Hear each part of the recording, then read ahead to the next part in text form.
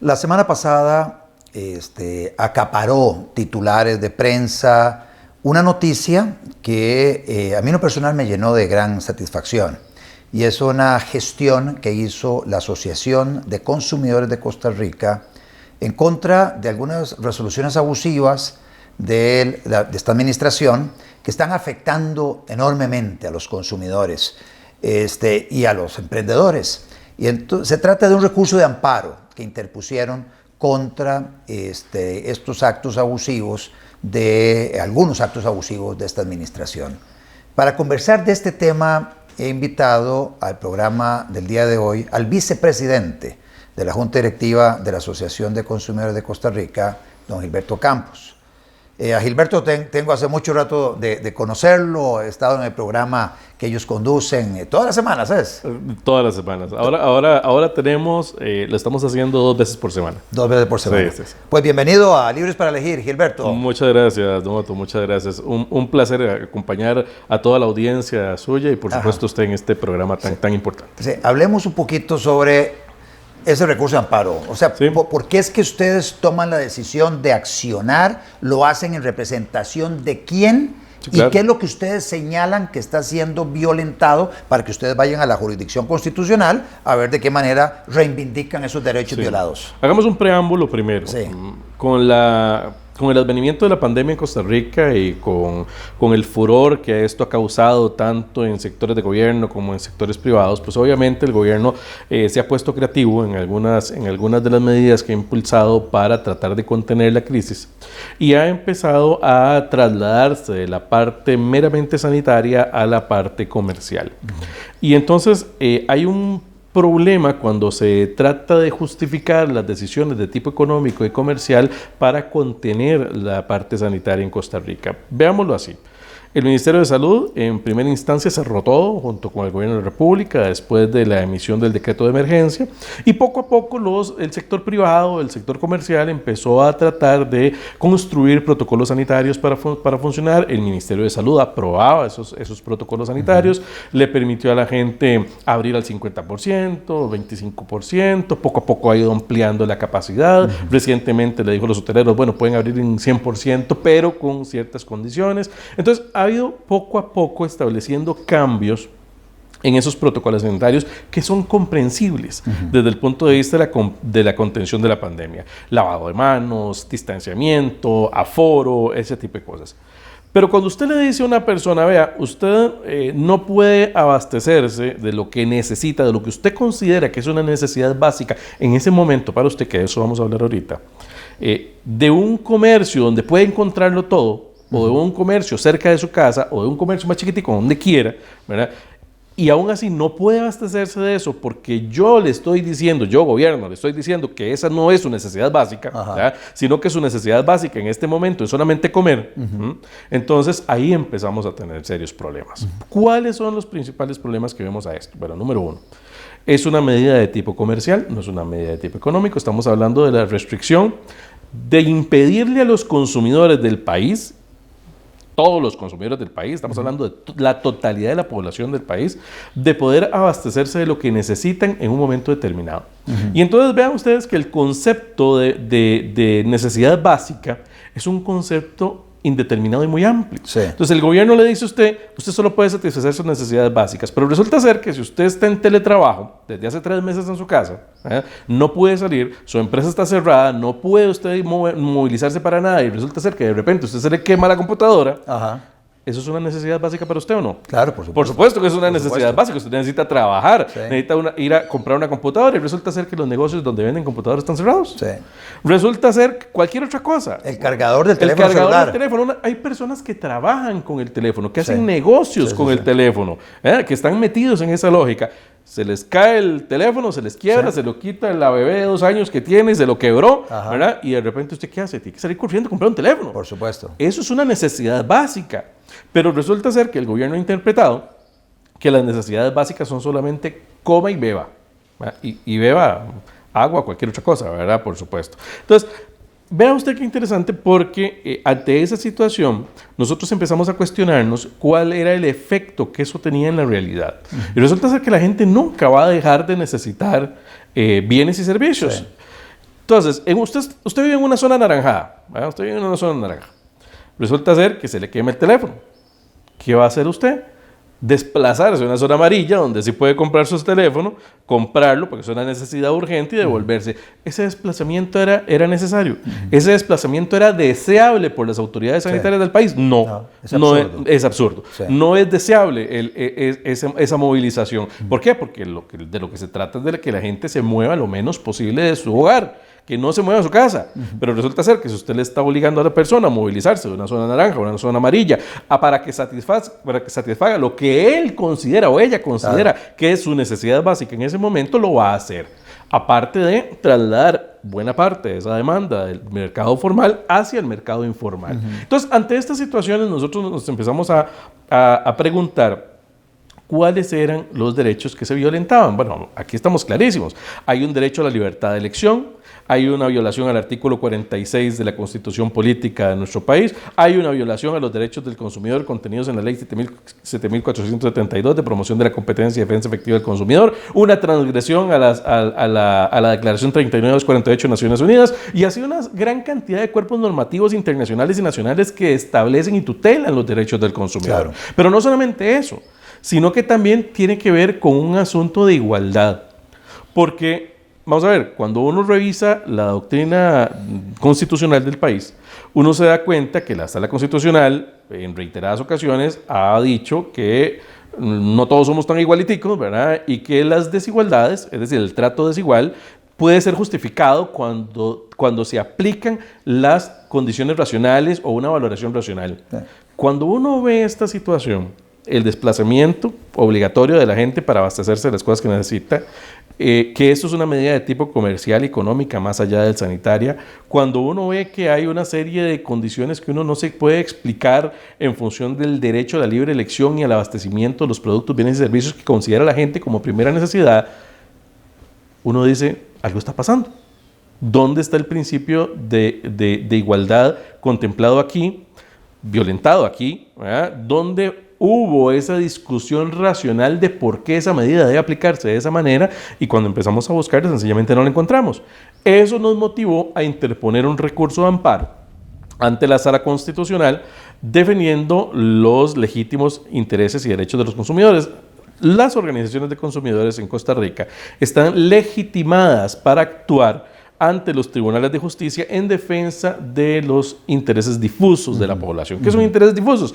Los que nos atañen a todos, los que nos afectan a todos colectivamente, los que igual a usted o a mí, independientemente de las diferencias que tengamos, siempre nos va a afectar ese interés económico. En este caso, el derecho a la libre elección y abastecernos de los bienes y servicios que necesitamos. El recurso de amparo que fue interpuesto ya fue acogido por la sala para ser estudiado. ¿Ya ustedes han recibido la notificación de que lo acogen? No, todavía no lo hemos recibido. El recurso está interpuesto. Está interpuesto, okay. Pero sí sabemos que hay muchas organizaciones coadyuvando. Por ejemplo, la gente de la Cámara costarricense de detallistas va a coadyuvar. Ya tuvimos una reunión con la junta directiva esta semana que pasó y no solamente ellos, sino que las cámaras de detallistas a nivel regional también van a coadyuvar. Algunas empresas nos han dicho que están interesadas en coadyuvar de manera individual. Nos estamos acercando a otras cámaras de otros sectores, como por ejemplo transportes, para que nos puedan apoyar. Estos contactos no los hemos hecho, pero hasta el momento ese es el plan. Y aparte de eso, hay una gran cantidad de consumidores que también se están acercando para coadyuvar. Nos están preguntando cómo hacen para coadyuvar el recurso. Yo celebro mucho, Gilberto, que ustedes hayan interpuesto esa acción, porque ese recurso de amparo, porque eso ha tenido, primero, ha sido muy publicitado. Y entonces mucha gente ha dicho, a la pucha, se puede. O sea, ya alguien lo hizo. Porque hay una gran insatisfacción por parte de muchísimos actores que ven cosas que las ven como injustas, que las ven sacadas de toda proporción, sienten que las decisiones del ministro no están sustentadas en ningún criterio técnico.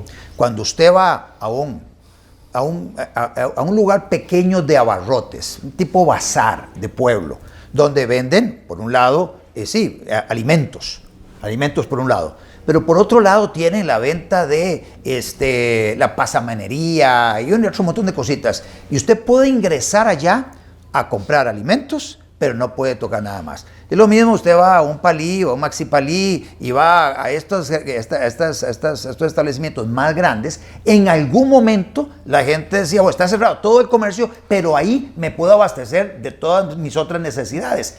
Con toda razón, el comercio que no está integrado, que no está vendiendo alimentos, decía, bueno, ¿y por qué ellos sí pueden vender todo este montón de cosas que usted a mí no me está permitiendo vender? Vea lo absurdo quizá de la medida. Cuando arranca este tipo de resoluciones ministeriales, le dicen a la gente, usted no puede vender porque su giro comercial no tiene que ver con comida. Sí.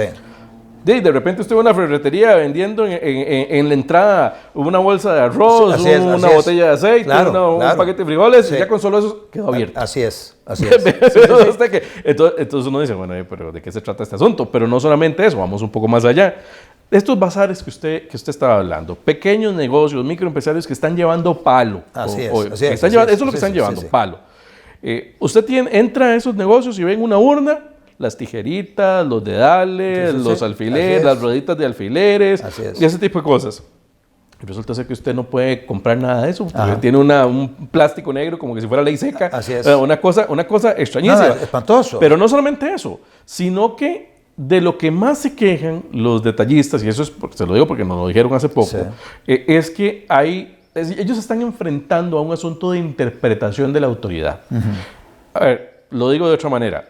Se están enfrentando a un asunto de interpretación de la norma por parte de la autoridad que le toca ir a cerrar. Es decir, la policía, que han hecho un trabajo impresionante en esta época de pandemia, que hay que resaltar, cuerpos policiales como Fuerza Pública, Policía Municipal de San José, todo el resto de las policías municipales, es decir, que han estado de frente al cañón en este asunto.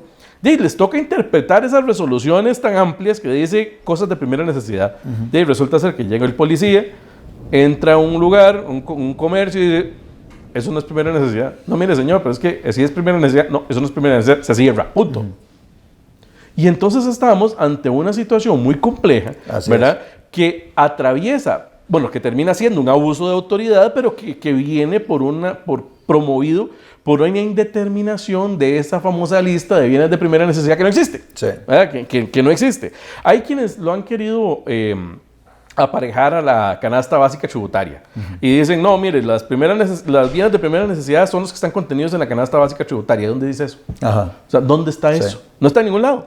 Y entonces resulta ser que vamos a lo mismo. Para lo que usted es primera necesidad, para mí no es primera necesidad. Y ahí es donde tenemos un problema serio en la interpretación de este tipo de resoluciones que tienen un trasfondo económico y no necesariamente un trasfondo sanitario. Yo de verdad que espero que la Sala Constitucional se meta a analizar este recurso que ustedes plantearon en el menor plazo posible y lo resuelva muy rápido. Porque de alguna forma, cuando empezó este tema de la pandemia, hubo algunas organizaciones que presentaron recursos de amparo en contra de la restricción vehicular. Y la Sala Constitucional básicamente les dio un portazo. Les dijo, no, papitos. O sea, para nosotros, Sala Constitucional, es absolutamente válido desde el punto de vista de la Constitución establecer ese tipo de restricciones vehiculares. Usted puede transitar. Vamos a ver cómo nos va a ir esta edición. ¿Cómo se llama? La entrevista la estamos publicando este viernes. Y entonces, víspera de romería. Y entonces vamos a ver si efectivamente el tema de la restricción vehicular se sostiene, porque ellos han dicho, restricción vehicular es válido porque estamos restringiendo el uso de vehículos, la utilización de vehículos en las vías terrestres, pero no así la libertad que tienen las personas de movilizarse caminando o en bicicleta. Vamos a ver si la policía va a detener a la gente que va a hacer romería. Bueno, pues eso dejémoslo ahí a un lado. Entonces, después del balde de agua fría de estos recursos de amparo, que todos fueron rechazados por la Sala Constitucional en el tema de restricciones vehiculares, algunas personas han interpuesto recursos de amparo contra la tardanza del COSEBI para devolver las placas que han sido retiradas de los Así vehículos. Y entonces en algunos casos les daban el plazo a 2 meses para que fueran a retirar las placas y él dice, mire, pero este es mi instrumento de trabajo, ¿cómo usted me va a hacer eso? Entonces la sala está obligando a COSEBI a que un plazo máximo de 10 días entregue placas. Bueno, el caso de los celulares es algo similar. Mi instrumento de trabajo puede ser un celular, puede ser una computadora, puede ser un iPad, puede ser una tablet, puede ser lo que sea. Un instrumento tecnológico es una herramienta básica hoy por hoy. Sí, sí. Bueno, si la Sala Constitucional le dio la razón a los que te pusieron los recursos de amparo para que el COSEBI se moviera y le entregara esas, porque es un machete. Así es. De igual manera, nosotros esperamos que haya un criterio similar, no igual, pero por lo menos similar, ante los argumentos que nosotros estamos presentando, toda vez que son argumentos que tienen que ver con el derecho de las personas a vivir. Claro. Es decir, vamos al tema de lo relativo de estas medidas. Cambian dependiendo de la cantidad de casos. Pero vea usted qué interesante, don Otto. Estas medidas de cierre, hace poco se las trajo abajo el alcalde Garavito. Sí, sí, sí. ¿Cierto? Sí. O sea, y entonces de repente lo cambiaron de anaranjado a amarillo. Pero estaban entre los anaranjados. Ajá. Y entonces uno nos explica cómo este tipo de medidas de restricción económica pueden contribuir a la contención de la pandemia o tienen una justificación en la contención de la pandemia. A ver, nosotros no estamos en contra de eso, por supuesto que no, locos estaríamos si eso fuera así, pero sí consideramos que los protocolos sanitarios aprobados por el mismo Ministerio de Salud para que los locales comerciales puedan operar son una buena solución para que la gente no se muera de hambre y pierda su trabajo. Sí, ese es el punto. Hay inclusive en esa dirección, Gilberto, cuando uno ve cómo se preparó el comercio, especialmente restaurantes, para el fin de semana del Día del Padre, todos, en términos generales, siguiendo los protocolos del Ministerio de Salud, dicen, ustedes van a operar al 50% de su capacidad. Las personas antes de sentarse tienen que lavarse las manos, todos los saloneros y todas las personas que tienen contacto con ustedes van a usar careta, van a usar mascarilla, inclusive en algunos lugares más tecnológicos le dicen aquí ni siquiera hay menú, usted con el teléfono, usted escanee esto y ahí usted baja el menú de su teléfono. Hubo una preparación donde compraron alimentos perecederos, recontrataron personal, se prepararon con el propósito de ganarse una platica que les permitiera como caminar algunos días más en este momento de tanta zozobra. Y el viernes al mediodía, el ministro, en un acto, básicamente una decisión administrativa de él, porque ni siquiera es un decreto ejecutivo, es una resolución del ministro, dice, se cierra todo. Eso. Es criminal lo que hizo este señor. O sea, es de verdad muy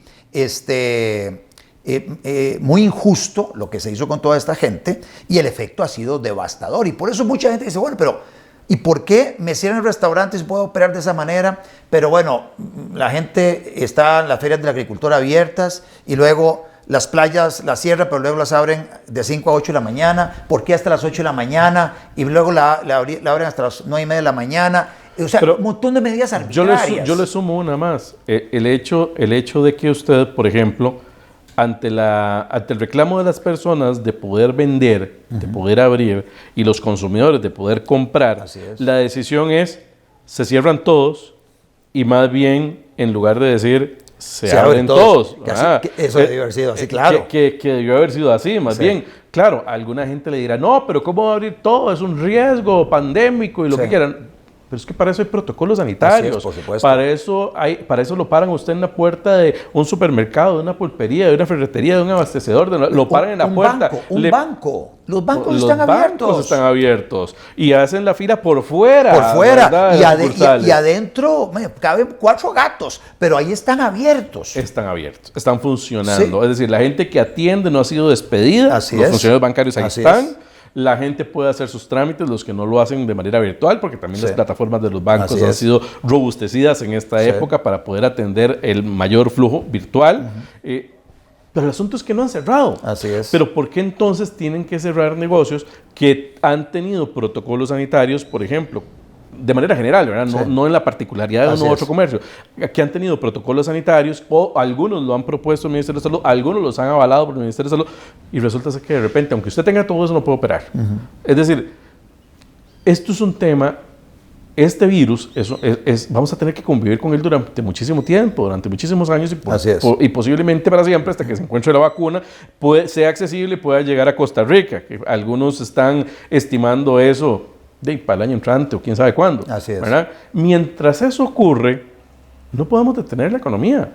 Mientras eso ocurre, no podemos hacer que la gente se muera de hambre. Mientras eso ocurre, no podemos hacer que la gente pierda sus trabajos. Mientras eso ocurre, no podemos hacer que la gente no se pueda abastecer de lo que necesita. Mientras eso ocurre, la gente no puede ver violentados sus derechos a la libre elección, a la igualdad y a la libertad. Es decir, a eso es a lo que estamos apuntando nosotros. Nosotros vamos a poner aquí en pantalla el nombre de la asociación. La asociación es Consumidores de Costa Rica, con el número de teléfono, la dirección electrónica, para que ustedes puedan eventualmente estar al tanto de lo que está haciendo la asociación. La pueden buscar también en las redes sociales. Una vez que la sala dé curso a este recurso de amparo, se abre una posibilidad para que mucha gente pueda también presentarse en ese amparo, a coadyuvar, a presentar argumentos adicionales para fortalecer ya la petición que en su momento hizo la Asociación de Consumidores de Costa Rica. Muchísimas gracias, Gilberto. Muchísimas gracias, porque realmente tenemos que recurrir al derecho para ver de qué manera ponemos en cintura al gobernante, que aparentemente se está desbordando en el uso de sus competencias. No estamos diciendo que el tema de la pandemia sea algo que no debe tomarse en serio y en consideración, pero las medidas tienen que ser balanceadas entre el tema de salud y el tema de la economía y el tema de las libertades públicas. Y aquí estamos ante violaciones flagrantes a libertades y derechos individuales que ustedes llevaron a la Sala Constitucional y que ojalá la Sala les dé la razón. Así que muchísimas gracias, Alberto. Con todo gusto. Muchas gracias por la invitación.